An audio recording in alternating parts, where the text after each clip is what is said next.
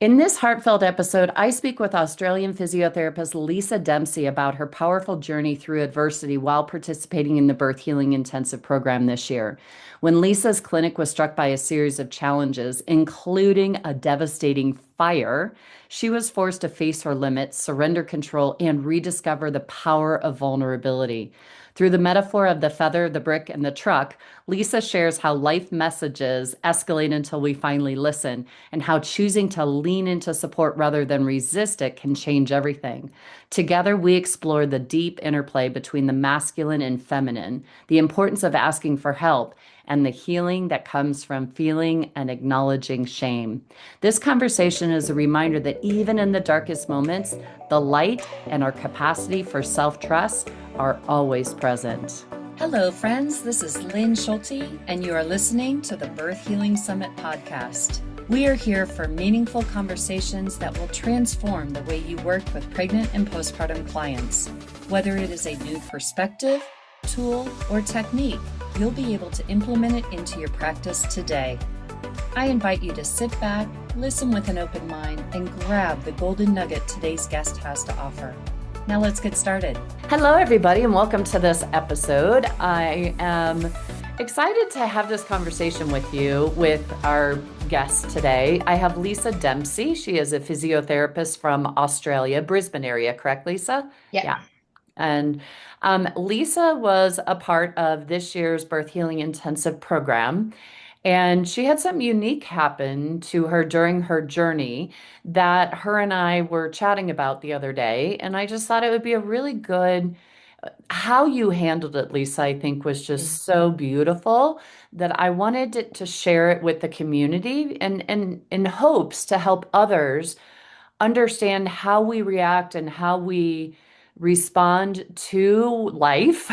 Mm. It's basically life happening to us, can either support us or hinder us. And Yeah. I think you did a beautiful way and found that support. So do you want to Mm. share your experience, please? And welcome to Yeah. the podcast. Thanks for being here. Thank you, Lynn. It's so great to be here and have this chat with you. So, yeah, it's been a really interesting time. And I think, yeah, I'd love to share more about it because I know that people go through similar things. And it's the speaking about it piece that I think doesn't quite happen. So, Mm. we had an incredibly successful health clinic that we had in Cairns, Far North Queensland. And it's if you've ever been through those moments where it's like when it doesn't just rain, it pours, and Yeah. it's like there was just moment after moment of losing staff, having difficult experiences with staff, and having more things and more challenges being thrown at you. And in the end, we actually had a significant fire that happened at the clinic. And so it was it was such an interesting time. So was like initially, oh my gosh, what is happening? And it was just getting like bigger and darker and heavier. And it's like trying to hold all of this when it was coming, felt like everything was crumbling down. And so I was halfway through the program with Lynn of the Birth Healing Intensive. And so it was like, oh my gosh, how are we going to make this work? What is happening here? Just dealing with the whole situation of I guess, stress and holding that. And yeah, it felt really big. And so I sat with it and it just kept getting heavier and heavier and more things kept coming. It's almost like they were being thrown at me. And I was like, hey, this is enough now? And it's like, I'm no, one done. more. Yeah. Ah, and so, yeah, basically it was just lots of pressure from all different angles. And it was a true test of, well, what can you hold? And what are you, Yeah. building through that resilience? So you had a staff, a bunch of people Mm, working for you in your clinic, yeah, and one by one they start quitting, yeah, right? And then you have a fire in your clinic, which mm, basically shuts down all operation. yeah. So Did, revenue what, dropped. yeah. What was interesting though, Lisa, when you shared the story is that Mm, that the fire actually started and stopped on its own, right? Mm, yeah, Tell us more about that. And it was somewhat contained. yeah, Tell us the yeah. damage that you experienced. Yeah, so a fire happened in the clinic and I was offsite at the time.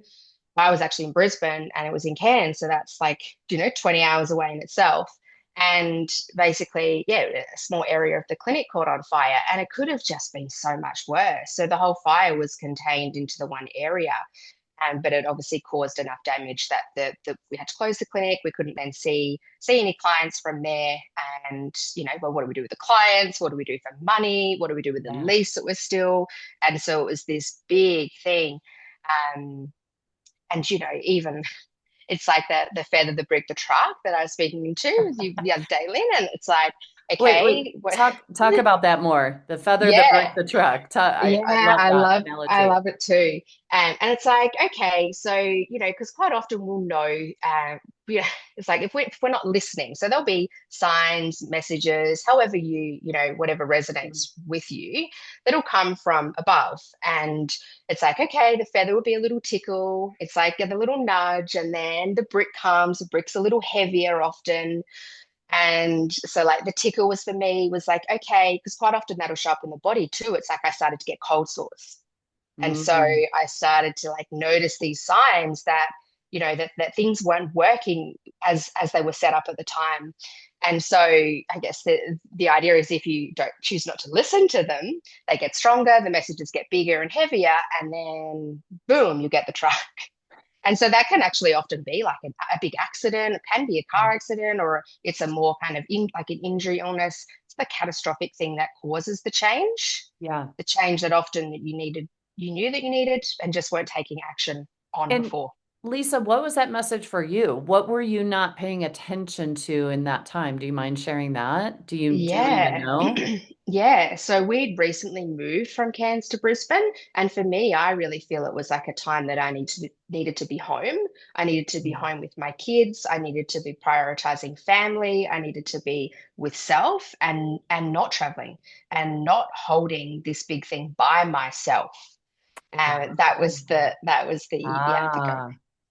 Yeah. And so in hindsight, if Mm, if we had that crystal ball, 2020 mm. vision, what was the change that really needed to happen for you then? Well, I needed to ask for help. I, Oh, yeah, I needed to wow. ask for help. Yeah. Uh, Yeah. Help in all of the ways. Yeah. Yeah. Yeah. And so then, you didn't hear the feather, you didn't hear the brick, Mm, got the truck. mm, And was it hindsight that helped you to see that, or was it actually dealing with the truck and the mess of the mm. fire and everything that helped you to get the message? It was the dealing with it.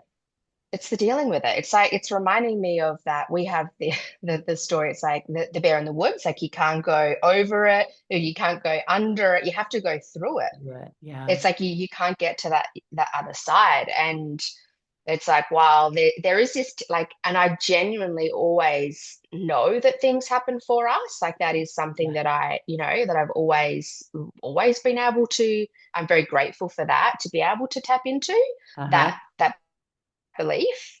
And it gets tested though at times. It's like, really, is this still happening For my good? at the time, right? Yeah. But Yeah. you can't just jump from it being like you can't just have something happen and then jump to, oh no, it's all good. I know that this happens for me. There's that process in the middle, like you have to sit with that messiness of it, Yeah. to lean into, okay, well, why is this bad? And what's the actual real thing underneath this here? Yeah. Yeah. Yeah. And So and so then what was it for you? How did mm, you find the good mm, and what had to happen for you? mm. Well, I guess I just kept reminding myself of that I know that this is unfolding as it is, and even if it's not how I thought it was going to play out, Mhm. and I just really I guess had it was just like a knowing, this deep self trust that it was unfolding, and it's like there were these moments that just it kept getting heavier, or there'd be another challenge, and it's like it's almost like.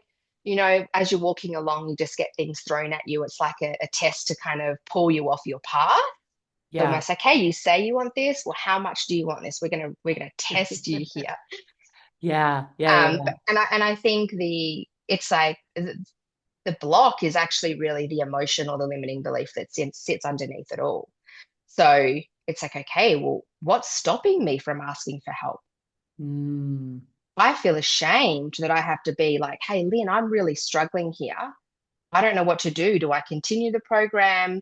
I'm worried about money. Do I keep paying and saying yes to me financially when I've got all these other, yeah. reasons to say no? And it's like, okay, well, what's underneath all of that? The Yeah. fear, is it shame? Is it guilt? Is it like, what's the true Yeah. part that sits underneath it all? And what did you find when you dug deep Mm, mm, and you acknowledged the shame, you mm. acknowledged whatever guilt or whatever emotion was coming up? What Yeah. did you notice? Well, once you acknowledge it, it's like, it feels seen. You can accept it. Mhm. Yeah. And it's like the shame will always lose its power once something's spoken about. Yeah. And you can then just put the steps in place to make it work from there. So Yeah. yeah, so much power in just you don't even necessarily need to know that like you don't have to fix it. There's no fixing. It's just like allowing that to come up. Right. And so what happened? You felt that and Mm, you reached out to me mm. and what did you find? I just said, and I think the piece was I had sat on it for a while because I was waiting, like waiting for an answer or waiting for something to, Uh-huh. to fix it because I'm the fixer, right? And it's like, this isn't fixing, this is getting worse. And it's like, as soon as I just spoke and just explained, okay, this is what's happening. Mhm. This is the situation. I don't actually know what to do here. And do you have any? Can you help? Do you have any ideas? What do you think we should do in this situation? And so it was like as soon as I said that, then everything just started to feel like, yeah, that's what it was. It was just like that. Mm. Yeah. You don't have Yeah. to hold it all yourself. Right. And Lisa, I think this is such an important piece to your story, if you don't mind Mm. sharing this Mm. piece, that Yeah. you're the family breadwinner. Yes. That your husband partner stays Yeah. home and works with and takes Mm. care of your kiddos that are four Mm. and five. And what did you have to do there as well? Mm. And that was so interesting because that shift had only recently happened. And it was something that I encouraged. And so I was like, this is what I think we should do. So the pressure, even on that weight of me making that decision, was big. Like it felt like it was mine. And so it was like I took on that masculine role in holding the financials for the house. So when it felt like it wasn't working, there was so much shame around that, even to allow that in when we have a great relationship, my partner and I, but to feel that, like to Mhm. have that was really interesting piece to work through as well. And so I guess for me, it wasn't so much fear. It wasn't fear because I did have that trust.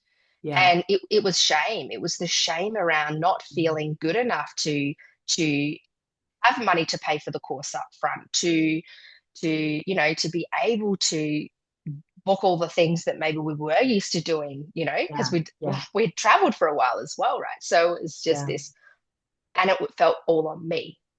Hmm. Mm. And so what happened there? So I just chose to keep getting vulnerable with it, like, and just Mhm. express and share, like, this is how I'm feeling. Like, I don't know what to do. Yet is this leaning in and asking for help, the receivership of help, which I guess is, masculine and feminine, isn't it? It's like I was holding the masculine frame work-wise and still trying to hold that energy in a relationship sense. And so Mhm. it was like, hey, how can I soften, allow, open, receive this and be open and vulnerable? And which is something that felt challenging and like it's not easy to do or be Yeah. And that's I wanted you to or share can that be. because I feel like it's so Mm, common. mm, So common. And as you're telling your stories, I can feel the same mm, would happen for a man who is a provider for the Yep. family, and the Yep. shame and the Mm, fear and the guilt of not, if they were to lose their job or yep. something happened, and just not being able to provide for your family is Mm, such a deep rooted mm, feeling in the body. mm-hmm, And I when we were talking, you shared that your partner stepped up and mm, he went and mm-hmm, found some work, mm-hmm, and started bringing in money for you to mm-hmm, kind of help take off that pressure off of you. mm-hmm, And so that, is beautiful. And when you called me, I'm like, we're going to just pause your payments until you mm, get your feet underneath you and you let me know when that is. mm-hmm, But I want you to continue in the program mm-hmm, because when you do say yes to yourself, what you experienced is exactly what the program was teaching, wasn't it? mm-hmm. Yeah, Yeah. yeah, The it was balancing the of that, timing. yeah, that masculine and feminine and Mm-hmm, like having to bring balance in our being mm, with both of those. And it's not about just being in the masculine or just being in the feminine, mm, but the beautiful balance and flow between the two. mm-hmm, And I would say that being able to receive support is one of the most challenging and most mm, common blocks that a mm-hmm, lot of women have. And especially if you're in that more masculine role in your family. So mm. yeah, and what's happening now? Tell us the rest of the story. Oh, well, that's the good part, right? It's like I just knew as it's like when you look up to the sky and it's really dark, there's still shining light always there. And so it's Mhm. not about like just light or dark. It's like, okay, well, how can you see those light, the stars when it is really dark? And equally when it's light, there is, still the other things to work on Yeah, as well. yeah. And so yeah, it's such perfect timing though, always, isn't it? Like when you do the programs or when you take the courses. So everything does just unfold in the most, yeah, the divine timing of it all. So yeah, I finished the program and it was incredible just in like the self-trust piece, building that Mhm. resilience, building that self-trust, the intuition of knowing, following these dots and the feelings with the trust. And yeah, then I actually ended up flying to America to attend the in-person event at the end of it, which like, oh my gosh, just amazing. The like I just yeah was just smiling ear to ear the whole time, and it was like, would this have felt so good if I hadn't have gone through that to get here? Probably not. Wow. Yeah. Yeah. There's something in the struggle. It makes us stronger. Hmm. And it really does. It cracked you open to be more Mm. vulnerable. And how do you find yourself today? Is it easier for you to access that vulnerability, or is it still a struggle for you? Oh, it's so much easier, and Oh, it's good. it's so much easier in my body, like and it feels nicer. Like my body feels open, my chest feels open. Mm. It's yeah, and it is so nice. So thank you, Lynn. Well, you did the work. I just provided a pathway. That's So, true. and Lisa, the other thing that you said that really stood out there is even when it's dark out, the stars Mm, are still there and you have to look for them. yeah, And that is so key to have that knowing that it's there, number yeah. one. And then two, the ability to focus in Mm, on the light in the midst of the darkness. Like mm, that yeah. is huge. And I think you do have such a positive vibe about you. You're Mm, looking for the positive, and you also have such a beautiful, strong intuition mm, and knowingness that you mm, are following. And mm, and that's truly what I wish everybody had yeah, that ability. And that is what we focus on in the yeah. program is accessing and using that intuition to guide us. And it's to continue to do that even when it feels like everything is trying to pull you the other way or pull you off of that path. It's that Yeah, deep trust and knowing. And yeah, yeah, it's all divine and building your mhm, capacity, isn't it? yeah, Your energetic container. How much can you hold? Your nervous system. stretching that, that's like that contraction before the expansion. So Yeah. yeah, Yeah. Oh my gosh. Well, much nicer on this side, however. yeah. Yes. And, the adversity and the challenge strengthens us and Yes. makes us stronger. Yeah. And, I always say God knows exactly how much we can handle, and Yes. sometimes we wish Mm. God didn't think we could handle so much. Yes. Yes. Um, yeah, And that's very but true. yeah, I just absolutely loved our conversations, Lisa, and Mm. just how you handled yourself and the ability to go there and to be vulnerable Mm. and I loved the support that you felt on the other side of doing Mm. that because that truly is when we are vulnerable, you know, that support can come in. And If we then if we let it. if yeah, when we let it, Mm. right? When we let it, for sure. So thank you. Any last insights or anything that you want to share with the audience before we say goodbye? Yeah, I think it's just this, it always just comes down to your intention. Like you get to Mhm. choose in all of these moments when it feels like everything around you, you might feel like you're in the eye of the storm. It's like you still get to choose. So focus on that because like what you focus on will grow. That's just, law of Yeah. attraction, right? So it's like how can Yeah. you focus, how can you be intentional with what you're choosing to think, what you're choosing to feel, what you're choosing Mhm. to say. Like it's you still there are moments that you can anchor into to help you. Yeah. And look for the light in that. Mm. And to really, I love that. Be aware of your words and what you're putting out into the world. Mm-hmm. Because it's all consciousness and like Mm-hmm. attracts like or whatever you're putting out there is what Mm-hmm. you're going to receive and that's why it's so important for us to go in and sit with and be with those feelings those sensations and be able to address them Mm. and but And Lisa, I love that. Looking for the light in the darkness and yeah, keeping the focus on the light and yeah. keeping your words, your attention, your energy, Mm-hmm.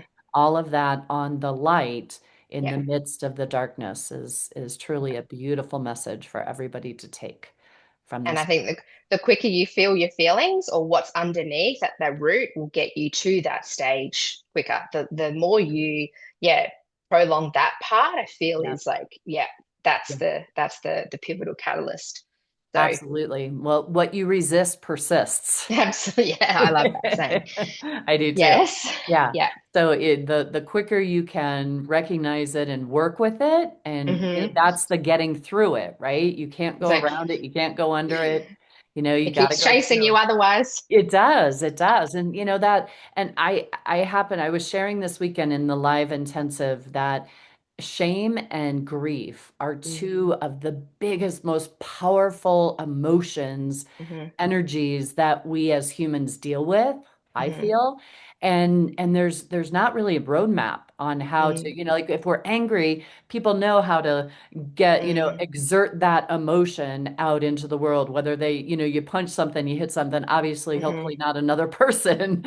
And the shame and the guilt just kind of sits Yeah, and it's that heavy. it's very heavy and it's like a rock in your Mm-hmm. system and then your energy can't flow around it and Mm-hmm. really shame needs honoring, grief Mm-hmm. needs honoring, and the more we can just know that it's there and witness it and Mm-hmm. acknowledge it, the more that it can start to shift and change and move from us. So, thank you, Lisa, so much for sharing your Precisely. story and being a part of this birth healing intensive this year. You're such a bright light.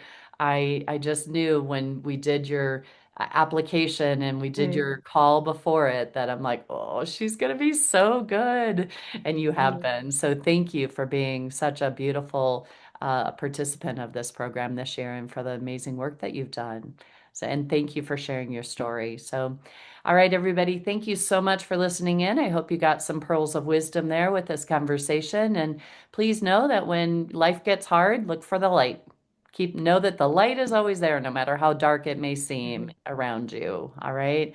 Thanks, everybody. We'll see y'all in the next episode. And here is through smoother bursts, faster recoveries, and looking for the light. Take care, everybody. Bye-bye. Today's podcast was brought to you by the Institute for Birth Healing. To discover more, visit instituteforbirthhealing.com. To claim $50 off of any online course, use coupon code podcast50 at checkout. Till next time, I'm Lynn Schulte, founder at the Institute for Birth Healing.